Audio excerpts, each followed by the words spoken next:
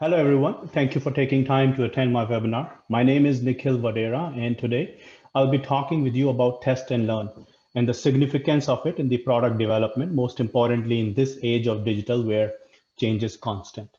Now, before I get started, I want to make sure we all know that my today's talk is purely my opinion, not my employer. And all my presentation is based on the learning which I have obtained throughout my career working as a product manager. This is not something which is endorsed by any entity. Here's the agenda for today. We will start with what do we mean by test and learn? Then we will discuss the significance of this approach in the development of a new product or maybe moving the existing product forward. We will also touch base on what product managers can do within their organization, within their team to promote the experiments. And then I will bring some real world example of experiment that's going to help us to better understand how experiments are conducted in real world. And finally, we will take a look at the life cycle of experiments and understand how we can adopt to test and learn approach and start conducting experiments. So starting with what is test and learn? Well, in my opinion, test and learn is simply an approach, or we can say a set of practices which enables you to test your new ideas or any potential solution that you have in your mind and measure the impact of it quantitatively before you decide to move forward. In other words, test and learn is an experimental approach which lets you test the effectiveness of your idea or hypothesis in a situation where there are a lot of unknowns or uncertainties. Here, these ideas or these hypotheses are tested in a very small scale, which means less risk. And the data which is gathered from these tests help you to determine which solution offer the most value or have a greater impact, while at the same time it eliminates any uncertainty or guesswork.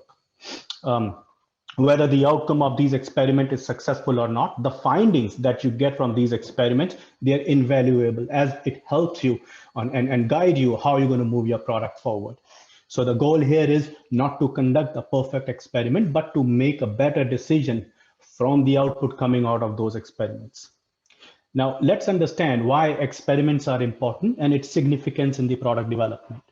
Here are some of the questions which could be a nightmare to any product manager or maybe an entrepreneur. Questions like, is this new feature really going to help my customer problem? Is my new idea going to work? Is it going to make any impact at all in the real world?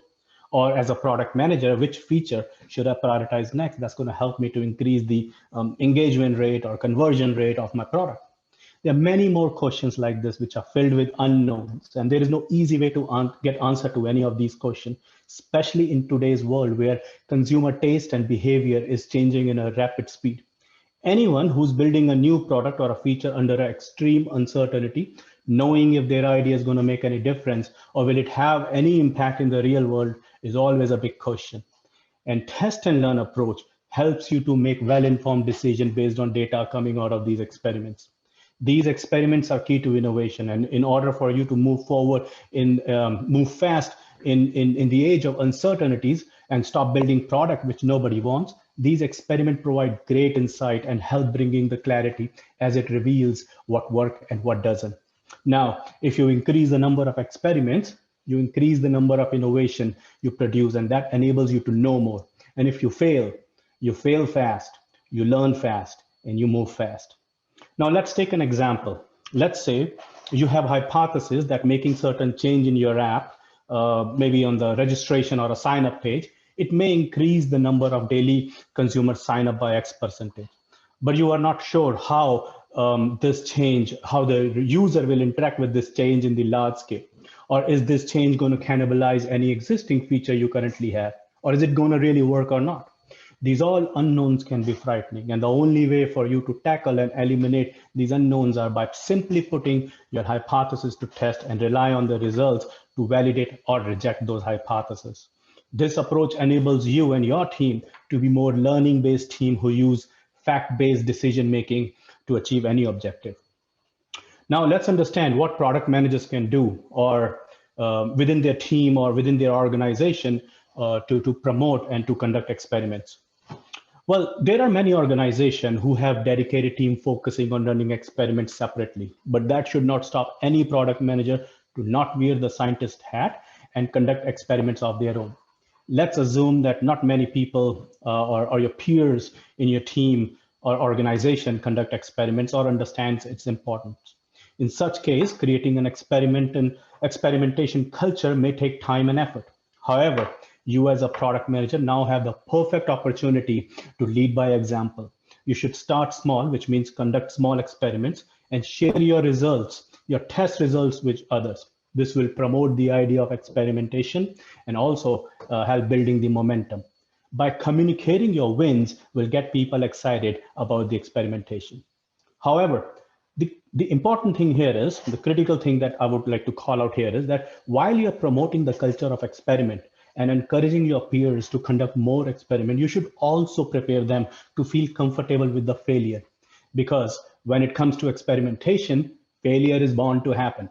It is important to understand that failed experiment does not mean loss.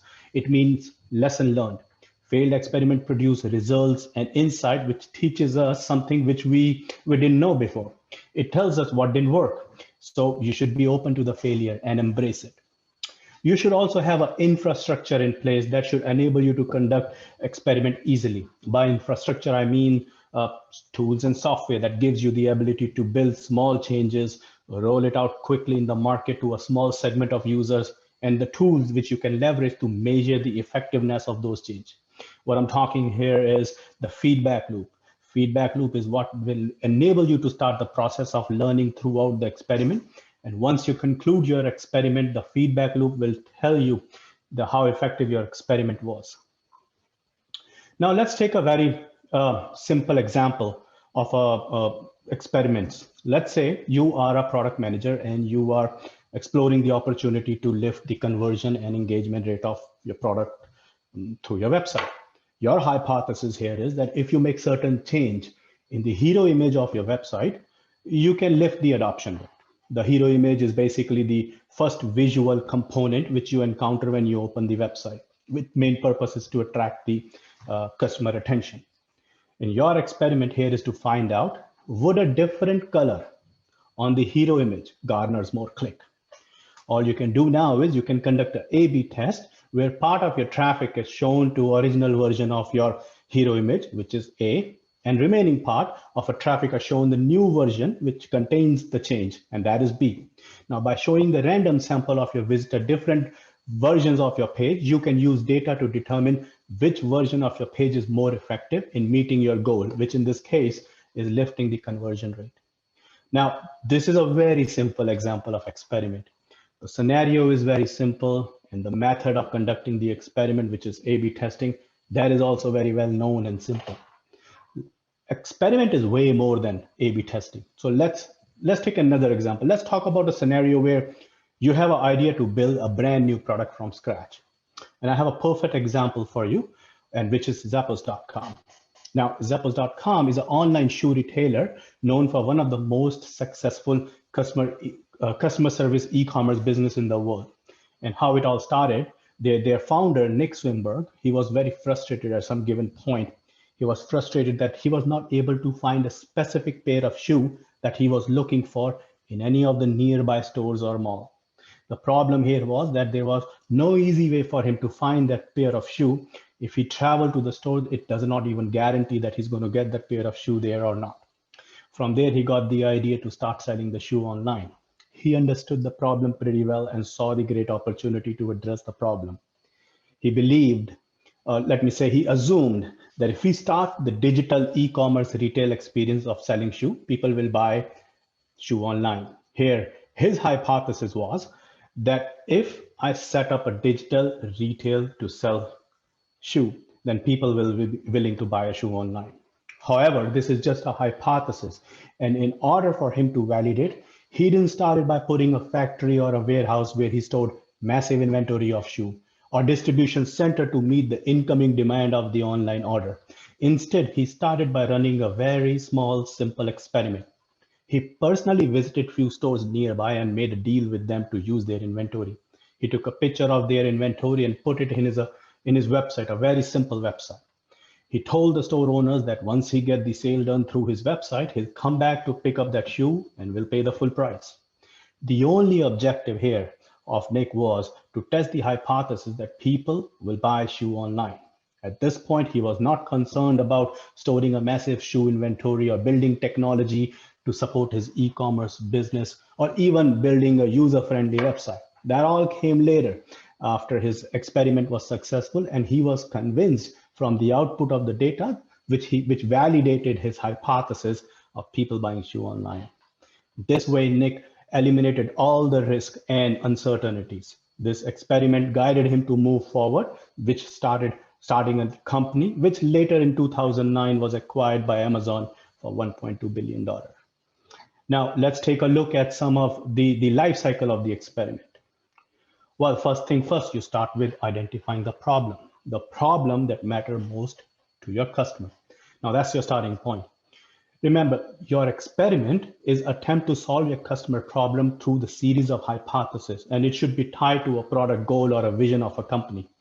Now, for example, one of your product goals is to improve the conversion rate. And the problem you're facing is that there is a high percentage of customers who visit your website, but very small percentage of those customers complete the registration of on your website and become a member, which means there's a major chunk of traffic that comes to your website but choose not to sign up, which is resulting in a very poor customer rate, which also means that somehow your product is failing to address the need of those customer segment.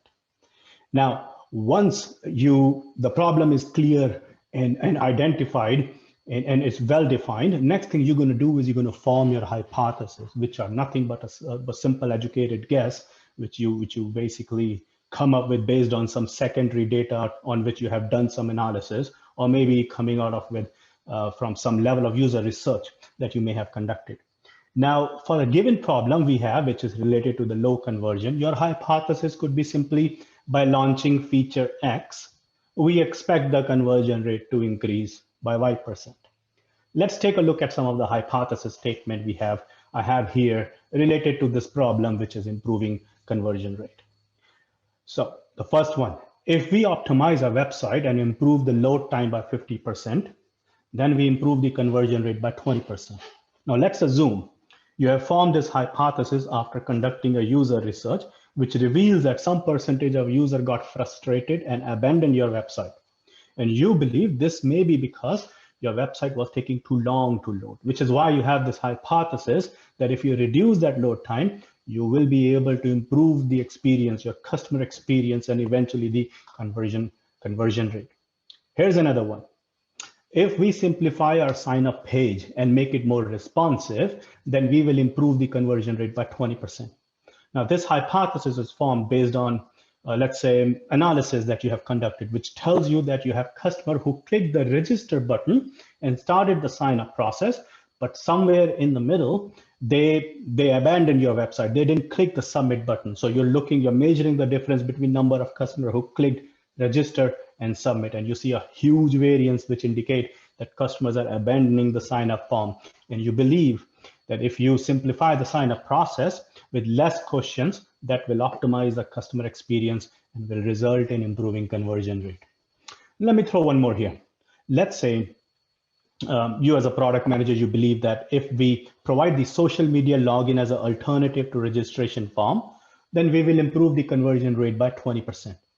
Let's assume this idea is coming from design team and you believe this hypothesis is a good candidate to experiment. And why not? The point is not to stick or limit yourself with one or two experiments. You can run as many experiments as you want, because if you increase the number of experiments, you increase the number of innovation you produce, and that enables you to know more. And like I mentioned before, if you fail fast, you learn fast, and you move fast.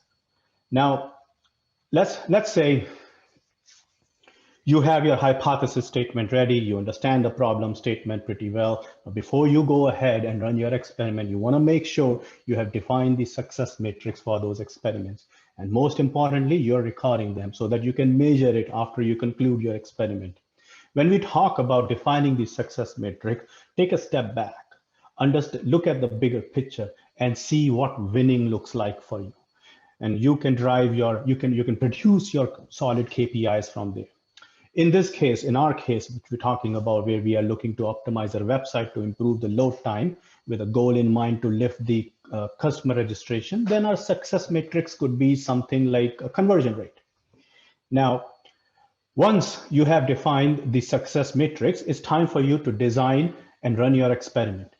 When we talk about designing and running your experiment, there are three most important components you should consider and be very sure of before you initiate your experiment.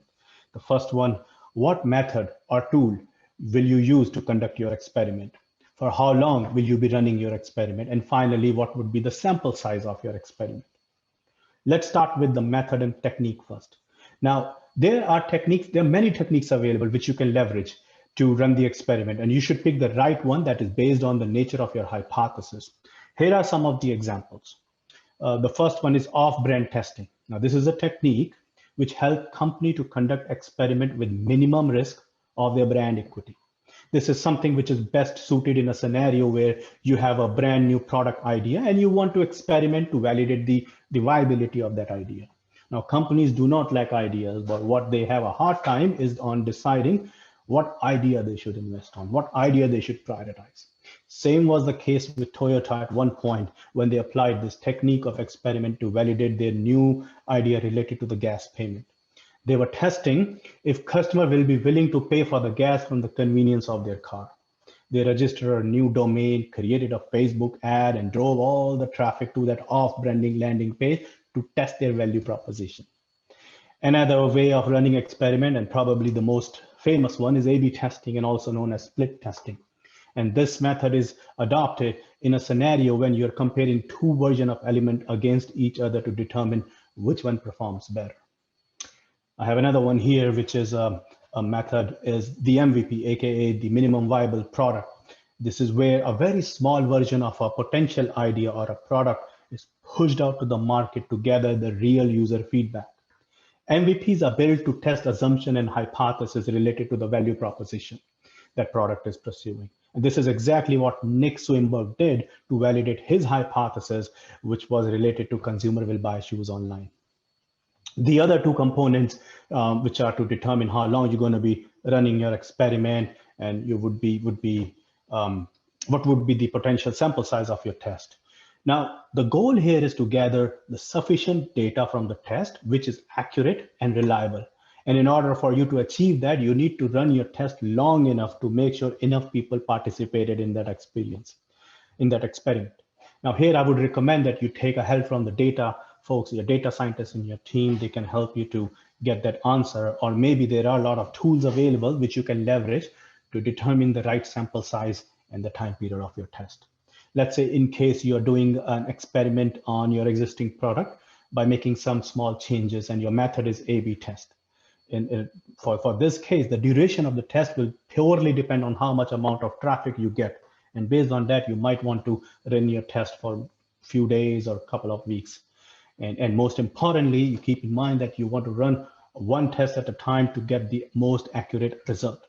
Now, most A/B testing tool also give you they have the functionality which you can leverage that can help you to determine the right time period and sample size of your test.